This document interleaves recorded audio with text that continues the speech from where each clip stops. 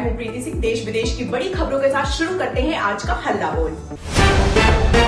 17 अगस्त से शुरू होने वाली जनगणना 2027 का दूसरा चरण कई मायनों में ऐतिहासिक होगा। 1931 के बाद पहली बार जाति संबंधी जानकारी दर्ज की जाएगी। इसके अलावा माता पिता की जन्म तिथि और जन्म स्थान जैसी जानकारियां भी ली जा सकती हैं। पासपोर्ट रखने वाले का पासपोर्ट नंबर दर्ज होगा, जबकि आधार नंबर देना पूरी तरह स्वैच्छिक रहेगा। सरकार का उद्देश्य अधिक सटीक सामाजिक और जनसांख्यिकीय आंकड़े जुटाकर भविष्य की नीतियों को बेहतर बनाना है।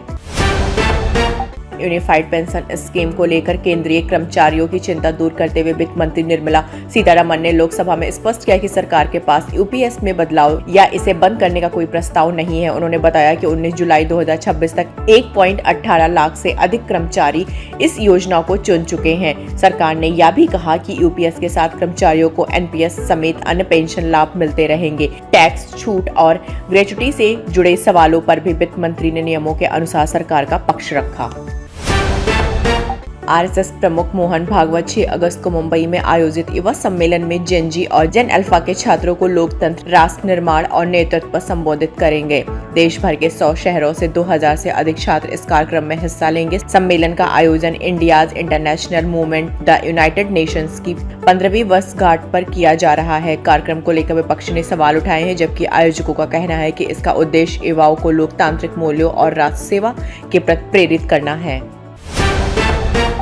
तमिलनाडु में डीएमके नेता उदयनिधि स्टालिन की एक टिप्पणी को लेकर नया राजनीतिक विवाद खड़ा हो गया है। कावेरी जल विवाद पर आयोजित रैली में अभिनेत्री त्रिशा को लेकर दिए गए बयान का वीडियो सोशल मीडिया पर वायरल होने के बाद टीवीके और भाजपा ने कड़ी आपत्ति जताई है। भाजपा ने इसे राजनीतिक मर्यादा के खिलाफ बताते हुए कानूनी कार्रवाई और उदयनिधि की गिरफ्तारी की मांग की है। वहीं डीएमके की ओर से अभी तक इस विवाद पर कोई विस्तृत प्रक्रिया सामने नहीं आई है। बिहार के बांकीपुर विधानसभा उपचुनाव में प्रशांत किशोर की जीत ने राज्य की राजनीति में नए समीकरणों को जन्म दिया है।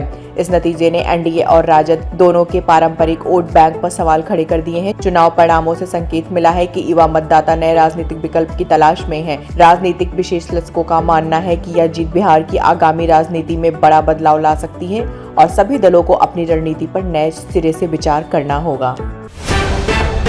हरियाणा के फरीदाबाद में एक निजी स्कूल के अंदर महिला टीचर की दिन दहाड़े हत्या से सनसनी फैल गई।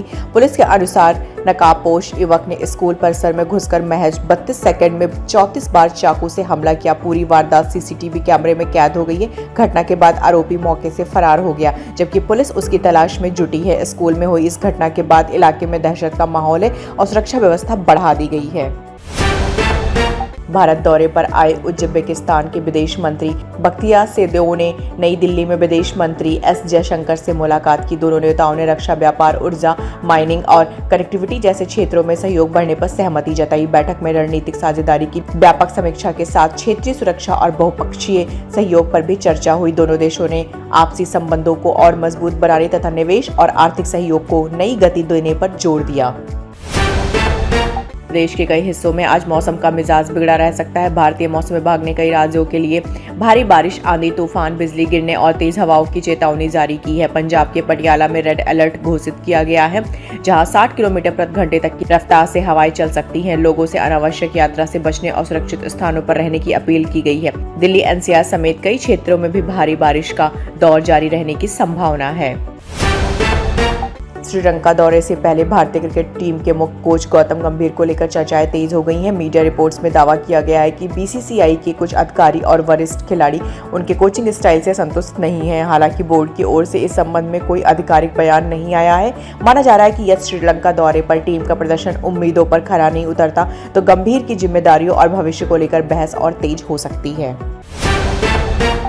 अपनी आगामी फिल्म बंटवारा 1947 की रिलीज से पहले अभिनेता सनी देओल बेटे करण देओल के साथ तख्त श्री पटना साहिब गुरुद्वारा पहुंचे। दोनों ने मत्था टेककर आशीर्वाद लिया और देश प्रदेश की खुशहाली की कामना की। गुरुद्वारे में उनकी मौजूदगी की तस्वीरें और वीडियो सोशल मीडिया पर तेजी से वायरल हो रहे हैं। फिल्म की रिलीज से पहले सनी देओल का यह आध्यात्मिक दौरा उनके प्रशंसकों के बीच चर्चा का विषय बना हुआ है।